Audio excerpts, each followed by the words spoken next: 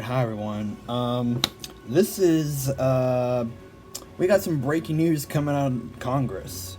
As you may have heard in the news, this guy, Florida Representative Matt Gaetz, has introduced a motion to kick this guy, Kevin McCarthy, from the most powerful position in the House of Representatives, known as the Speaker of the House, which in turn is the third most powerful position in our government. So there are two things that we should probably take a look at of what Congressman Matt Gaetz said today. First, we're going to see what he said at around 12:30 p.m., give or take.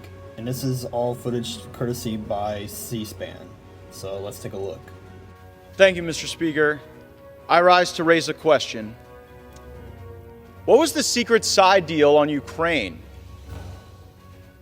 House Democrats and President Biden have said that as Speaker McCarthy was asking Republicans to vote for a continuing resolution so as to avoid having to take the Senate's plus up in Ukraine money, that the Speaker of the House was actually cutting a side deal to bring Ukraine legislation to this floor with President Biden and House Democrats.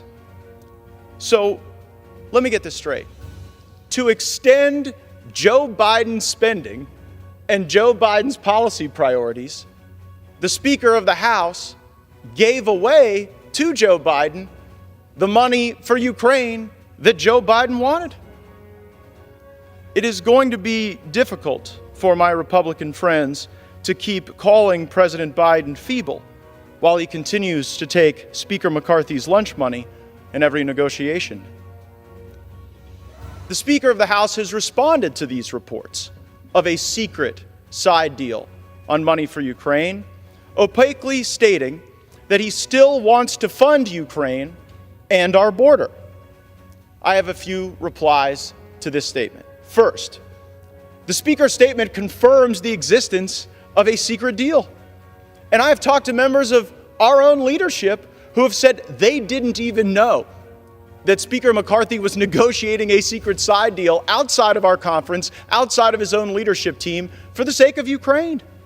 Second, Ukraine has lost the support of a majority of the majority. The last time there was a freestanding Ukraine vote on this floor, it was last week. 101 Republicans voted for it, 117 Republicans voted against it.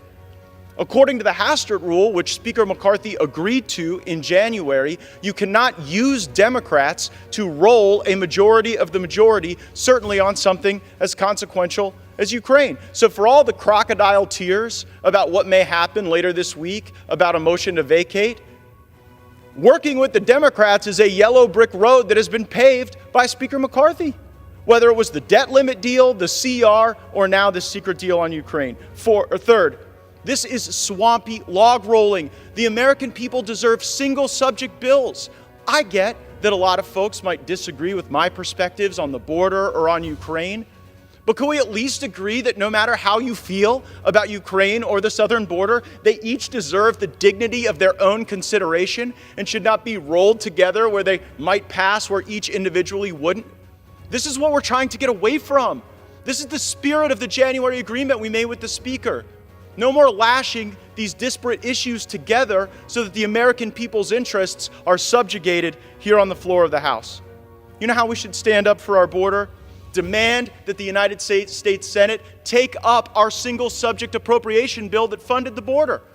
It created Republican unity. We voted for it. It has the policy demands that the continuing resolution that Speaker McCarthy advocated for on this floor did not. Our DHS funding bill requires E-Verify. And then hours later, after we passed that, the Speaker wanted us to vote for a continuing resolution that didn't include E-Verify. Retreat is never a strategy to win anything. So, Mr. Speaker, just tell us, what was in the secret Ukraine side deal? What commitments were made to President Biden to continue the spending of President Biden in exchange for doing things for President Biden? It is becoming increasingly clear who the Speaker of the House already works for, and it's not the Republican conference. Mr. Speaker, I would ask that these questions be answered soon, because there may be other votes coming today or later this week that could be implicated by the answers to these questions. Members of the Republican Party might vote differently on a motion to vacate if they heard what the Speaker had to share with us about his secret side deal with Joe Biden on Ukraine. I'll be listening. Stay tuned, and I yield back. All right, so right there you saw, Republican Congressman Matt Gaetz of Florida kind of subtly teasing the idea that he is going to formally announce the motion to vacate the speakership. Now, before we go over to what that actually technically means, we're going to pull up some more footage of what he had to say later on today in Congress around, I'd say probably around like 7:30-ish, give or take, right after their last vote of the day. For what purpose does the gentleman from Florida seek recognition? I extend my remarks. Without objection, the gentleman is recognized for 1 minute. Mr. Speaker, pursuant to Clause 2A1 of Rule 9, I rise to give notice of my intent to raise a question of the privileges of the House. Does the gentleman first yield back his 1 minute speech? I do. For what purpose does the gentleman from Florida now seek recognition? Mr. Speaker, pursuant to Clause 2A1 of Rule 9, I rise to give notice of my intent to raise a question of the privileges of the House. The gentleman will state the form of his resolution.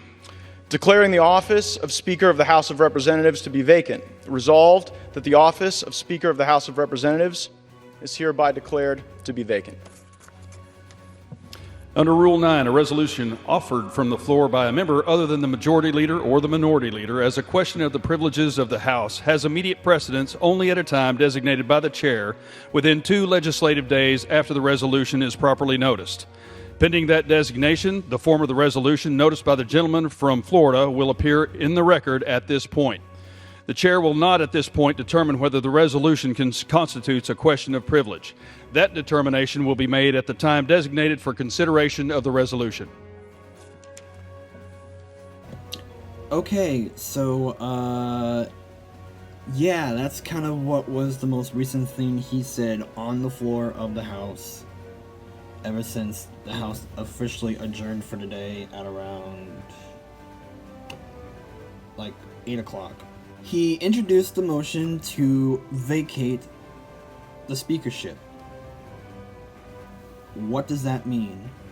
Well, according to an article from The Guardian posted yesterday, Sunday, October 1st, the Republican House Speaker, Kevin McCarthy, faces an attempt by members of his own party to oust him because he passed a stopgap funding measure with Democratic support to avoid a government shutdown. Representative Matt Gaetz, a hardline Republican lawmaker, said he would file what is called the motion to vacate. So what is the motion to vacate? Well, going off of the same article, the motion to vacate is the House's procedure to remove its speaker.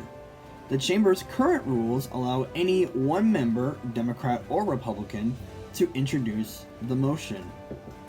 If it is introduced as a privileged resolution, the House must consider it at some point, although it could be delayed with protocol votes. If the motion to vacate comes to the House floor for a vote, it would only need a simple majority to pass. Republicans currently control the House with 221 seats to 212 seats to the Democrats, meaning if McCarthy wants to keep his speakership's gavel, he cannot afford to lose more than 4 votes. Next question is, how can one member do this? McCarthy endured a brutal 15 rounds of voting in January before being elected as Speaker, during which he agreed to multiple concessions increasing the power of Republican hardliners.